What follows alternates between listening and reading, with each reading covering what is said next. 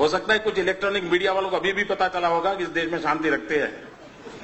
अमरनाथ की यात्रा पर इतने हमले हुए, इस देश में किसी ने कहीं कंकर तक फेंका नहीं है मित्रों। अमरनाथ की यात्रा पर इतने हमले हुए, इस देश में किसी ने कोई कंकर तक फेंका नहीं है। रघुनाथ जी के मंदिर पर हमला हुआ, इस देश के अंदर किसी का घर नहीं जलाया गया था।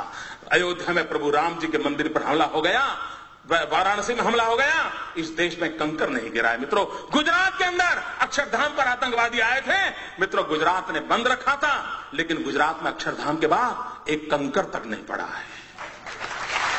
लेकिन कुछ लोग हैं इन चीजों को भूल जाना चाहते हैं, सच्चाई को उजागर करने की उनकी हिम्मत नहीं है मित्रों, और इसलिए झूठी बातों को लेकर के हिंदुस्तान की जनता को गुमराह करने में लगे हुए। और इसलिए मैं कहता था मित्रों, इस देश में एक विदेशों के पैसों से पला हुआ एक 5 स्टार एक्टिविस्टों का वर्ग है, जिसकी हर गतिविधि को चौंक करके देख लीजिए।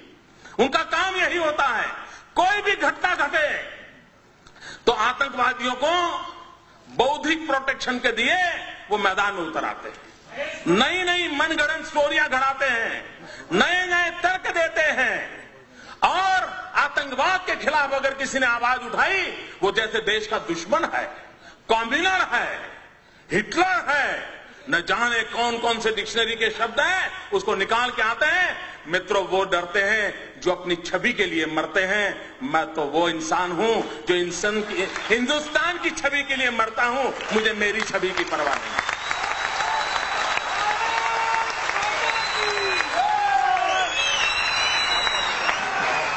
क्या करना है इमेज को दोस्तों, किसके लिए इमेज? फुलमालाएं पहनने के लिए?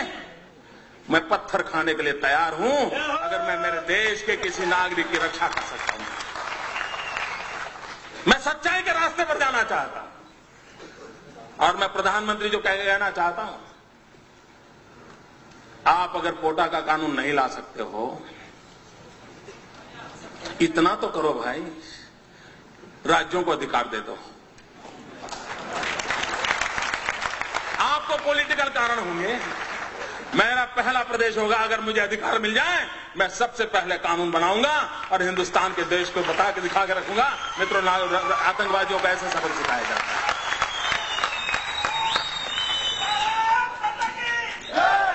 कुछ तो हिम्मत दिखाओ भाई, लोग बेमौत मर रहे हैं और आप अपनी राजनीति पर उतारू हैं, देश के भविष्य की आपको चिंता नहीं है। और मित्रों, कैसी हरकतें हो रही हैं, आतंकवाद ऐसे नहीं बढ़ रहा है। आतंकवादियों के हौसले उतने बुलंद नहीं है जितने रास्ते तैयार कर देते हैं जो आतंकवादियों को चलने काम आ रहे हैं। मुझे बताइए, गुजरात के अंदर एक इशरत जहान नाम की लड़की को, आतंकवादी लड़की को, हमारी पुलिस के साथ एनकाउंटर हो गया, अब उसको मार गिराया। आपको मालूम होगा वो दिन, याद कीजिए, सारे दुनिया के 5 स्टार एक्टिविस्ट मोदी पर टूट पड़े थे साहब कि एक नौजवान लड़की को मार दिया, निर्दोष लड़की को मार दिया, गोली से भून दिया। ये खुद आतंकवादी है, यहां तक चले गए। इतना ही नहीं मित्रों, इस प्रदेश के अंदर 5 स्टार एक्टिविस्ट, कुछ मीडिया के मित्रों ने उसे एक बहुत बड़ी शहीद के रूप में उसकी जनाजा निकाला था। चद्दर चढ़ाने चले गए थे, चद्दर चढ़ाने चले गए थे, और एक पार्टी के नेता 1 लाख रुपया देकर के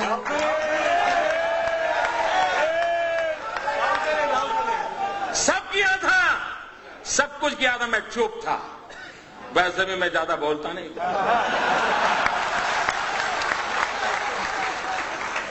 मैं सही जगह पर, सही भाषा में, सही समय पर बात करने का आदमी। सुबह शाम चीख कर अखबार की जगह खराब करने की मुझे आदत नहीं।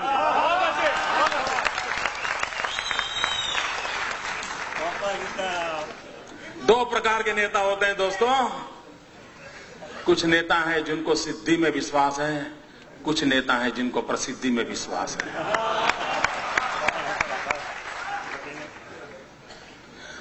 और जब 3 दिन के बाद ग्वाजा टाइम्स, जो लश्कर तोयबा का एक मुखपत्र है, उसने एक आर्टिकल लिखा, पाकिस्तान में आर्टिकल छपा कि हमें शान से गौरव हो रहा है कि इशरत जहां जैसी एक लड़की ने हमारे मकसद को पूरा करने के लिए अपने आप को बलि चढ़ा दिया। जब पाकिस्तान में तब जाकर के चुप हो गए, फिर पता नहीं उनकी वो रिकॉर्ड की वो कैमरा वाली चीजें कहां चली गई, वो चद्दर चढ़ाने वाले कहां चले गए, सारा खो गए। चुप है, 2 साल इतने साल हो गए चुप है, कोई पूछने वाला नहीं उनको। अगर मैंने ऐसी गलती की होती तो साहब मेरे बाल नोच लेते, मेरे बाल नोच लेते। इशरत जहां, मित्रों, अभी एक टीवी वाला बता रहा था कि किसी ने किसी लड़की को बम रखते देखा। मैं नहीं जानता वो सत्य क्या है। लड़कियों का उपयोग हुआ था। जिस दिन गुजरात ने इशरत जहां के एनकाउंटर में हत्या की, अगर महाराष्ट्र की पुलिस जाग जाती तो शायद ये लड़कियां बम रखने के लिए मैदान नहीं होती। लेकिन आपको परेशानी है, आपको निर्णय करने नहीं है, आप डरते हो। मित्रों, ये घटनाएं होती है जब ऐसी बयानबाजी होती है, इस प्रकार के जनाजे निकाले जाते हैं, चद्दरें उड़ाई जाती हैं, 1-1 लाख रुपया चढ़ाए जाते हैं, तब जाकर के आतंकवादियों का हौसला बुलंद हो जाता है कि यार कुछ तो अपने रिश्तेदार यहां हैं, अपना काम चल जाएगा। मित्रों, मैं हैरान हूं कांग्रेस पार्टी क्या कर रही है। कोयम्बतूर के अंदर 98 में एक बम धड़ाका हुआ, चुनाव सभा में बम धड़ाका हुआ। अडवाणी जी उस सभा को संबोधित करने के लिए पहुंचने वाले थे। 58 लोग मारे गए, 58 लोग मौत के घाट उतार दिए गए, निर्दोष लोग मार दिए गए। वो सारे लोग जेल में हैं।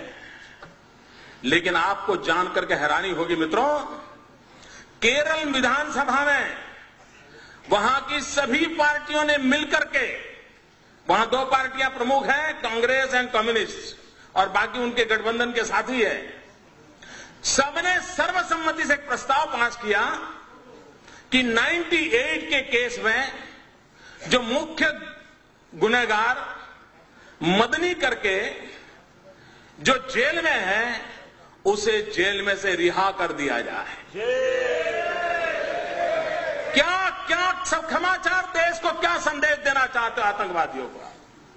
केरल असेंबली ने और होली के दिन स्पेशल सत्र बुलाया था मित्रों, स्पेशल सत्र बुलाया था, और उस सत्र के अंदर प्रस्ताव पारित किया है कि कोयम्बतूर का जो मुख्य गुनहगार है, उस गुनहगार को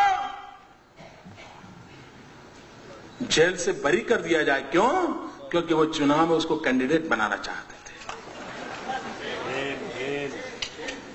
मित्रों, इससे बड़ा दुर्भाग्य क्या हो सकता है। अभी तमिलनाडु में चुनाव हुए मित्रों, तमिलनाडु में कांग्रेस पार्टी ने जिसके साथ समझौता किया है, उस पार्टी का नाम है तमिल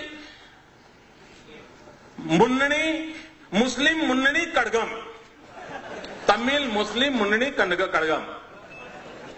मित्रों, सीमी पर जो चार्जशीट है, सीमी पर जो चार्जशीट है, उस चार्जशीट में ये तमिल मुस्लिम मुन्नी कड़गम का नाम है। उसी पार्टी के साथ तमिलनाडु में कांग्रेस पार्टी चुनाव समझौता किया और चुनाव लड़ा। मित्रों,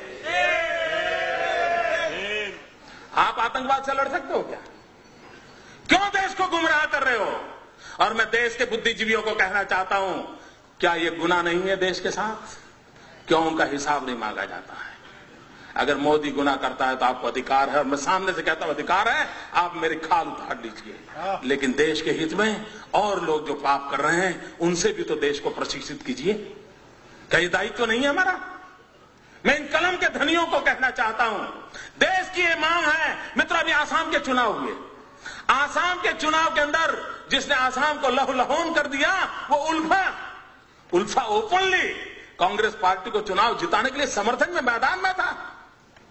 उल्फा जो आतंकवादी एक्टिविटी करता है, जो निर्दोषों को मारता है, किडनैप करता है, आप उसको चुनाव के अंदर आपका राजनीतिक फायदा हो रहा है, इसलिए उसका आप किस मुंह से आतंकवाद के खिलाफ लड़ोगे? मित्रों, बिहार में चुनाव हुआ, यूपीए का एक घटक दल उस चुनाव के अंदर एक मेहरबान को लेकर के चुनाव सभाओं में घूमते थे। क्यों घूमते थे? क्योंकि उसका दिखवावा बिन लादेन जैसा था। बिन लादेन जैसा दिखता है, ये बिहार में लोगों को दिखा करके वोट मांगे जाते थे। मुझे कल्पना कर सकते हो मित्रों, आज भी हिंदुस्तान में कोई रावण कितना ही शक्तिशाली क्यों न था, लेकिन कोई निकलता है रावण के नाम पर कुछ लेने के लिए। ये बिन लादेन को लेकर के निकलते हैं साहब, और बड़े गौरव से, और टीवी के मित्र भी बड़े शान से बताते थे कि ये देखिए बिल्कुल बिन लादेन जैसे दिखते हैं। पता नहीं उनका किस जन्म का रिश्ता है, मैं नहीं जानता हूं। क्या ये देश की सेवा हो रही है? मित्रों, मेरे भीतर एक आग है, इसलिए मैं बोल रहा हूं। मैं 200 लोगों की मौत देख नहीं सकता दोस्तों। ये मेरा राजनीति नहीं है, ये मेरी राष्ट्र नीति का हिस्सा है। और मित्रों, मैं राजनीति के लिए वादा नहीं किया।